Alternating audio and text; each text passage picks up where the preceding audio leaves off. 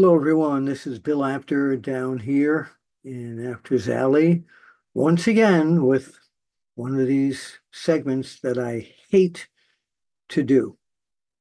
Got a call a few hours ago from my dear friend Sal Corrente, and he said he had heard that Psycho Sid Vicious had died. That real name Sid Udy, Eudy. And I said, really? He was just at a convention fairly recently. What happened? He said, well, he was it was posted, I believe, on Sid's son Gunner's page that his father had died, and he appreciates all the wonderful comments that are coming his way, and to please remember his dad. Wow, this is so shocking. The last few weeks, Sika Afa, just it's just a whole line of people. And so I knew Sid actually when he first started. He was wearing a mask and he was Lord Humongous. We covered him in the magazines pretty regularly as Lord Humongous. That was down in the Arkansas and Mid-South area. Of course, he made his stardom in WCW, and Teddy Long put he and Dan Spivey together as the Skyscrapers. What a hell of a team that was. Sid was so big and so powerful. I mean, he was so he was one of these quote monsters of the mat. He was world champion in WCW, world champion in WWE. I remember when he won the world championship in WWE, WWF back then, and all our magazines were banned from taking pictures and doing quotes for wrestlers because that company had their own magazine.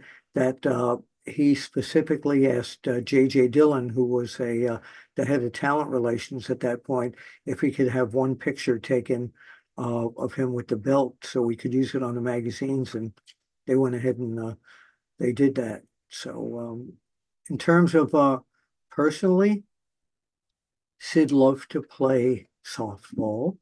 A lot of people said that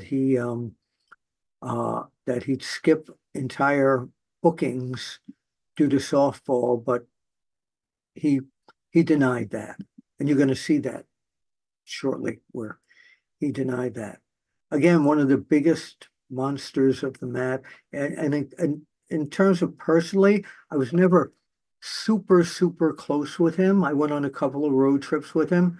He was very polite, very nice, real country boy, kind of on the shy side. But when he got in the ring, that shy side just wasn't there anymore.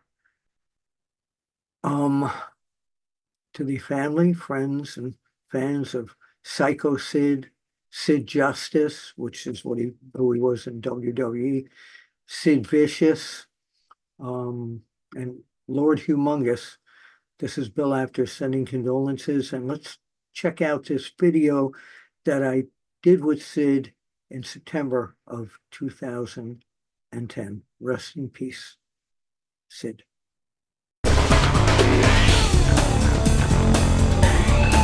Hello, everyone, for OneWrestling.com. This is Bill Apter, and I'm here with Sid. You know what? There we go. I've always wanted to be on the same level as Big Sid. Welcome to OneWrestling.com. Bill, thank you very much for having me. Hey, people are always asking what is going on with Sid. Why isn't he in WWE? Why isn't he in TNA? What's he doing these days? Well, honestly, what I'm doing is I'm a filmmaker now, Bill. I just finished a film called F is for Fun. You can see some of the trailers on YouTube or MySpace. Now, what is this film called? F is for Fun. And it stands, F is for fun, meaning F isn't for... Oh, the letter. F is for fun. F as in fun. That's okay. what it is. And it's a documentary about a small wrestling organization in Osceola, Arkansas. I've been there for 15 years. There's no cussing. There's no cussing allowed in the music. And a documentary, I got to ask these kids, 8 years old, from the ladies to 80 years old. So after the movie The Wrestler, I wanted the people to see that there's still that type of wrestling still alive. Yeah, really good entertainment. The movie The Wrestler is pretty much true to the fiction too, but what I'm going to show the people and what the people will be able to see in F is for Fun, that there is still going on fun.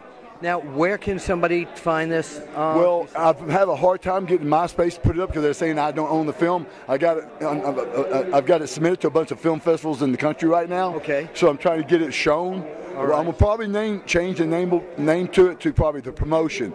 Just filmmakers look at that and they'll pick out it a little faster. Okay. But that's what it's right now. It's F is for Fun. You should be able to see some of the trailers are on YouTube or MySpace. All right. Now, what about the wrestling business? Do you still have the want to get back into it? I do, guys. The thing is I don't know. I've talked to Vince and them a couple of times. They were interested, then they lost interest. TNA's been interested, then they've lost interest. I don't know. I still think I got what it takes in this business. I'm in better shape than I've been in the last 10 years, and I'm hoping I'll still get that one more shot. People always say whenever Sid gets called, he's got to go and play softball instead. What do you say? I say that's crack. I'm not in softball anymore. I'm in bodybuilding. I just did my first bodybuilding competition 2 weeks ago. That's great. Yep. I'm qualified for the Masters in Las Vegas in November. Okay. Now, your leg injury that you became infamous for. Right. Tell us about. Is everything back to normal I'm going to tell you this. Yesterday, I squatted 315 for 20 reps. And did the leg press for 800 pounds for 100 reps. Okay. So that answers you about my leg. Last question I ask every wrestler who comes on OneWrestling.com. The 5 deadliest submission moves in pro wrestling can be past, present, and they don't have to be in any order. Well, I think one of the stiffest ones was the sharpshooter. Okay. That was one of the stiffest submission ones. Okay. Number two. I think the submission hold I used is Lord Humongous, which was called the Cobra Clutch or the Shinashimaki. Okay. I think that was a really good one. Now, wait, he just admitted he was Lord Humongous. This is an exclusive here. Right. Number three? Number 3, I would always have to say the sleeper. That's always going to be one. Right. The sleeper's always going to be there. And number 4. Number 4 would be a submission hold. Yeah. I would have to say the ankle lock right now. Kurt Angle is probably one of the most popular finishing holds like that out there right now. And finally, number 5. I'm going to say the finishing hold is the power bomb. The power bomb, put on by Sid Vicious. I was the first person in the U.S. to use that. That's right. Thank you so much for letting us catch up with you, and we'll see you at the matches.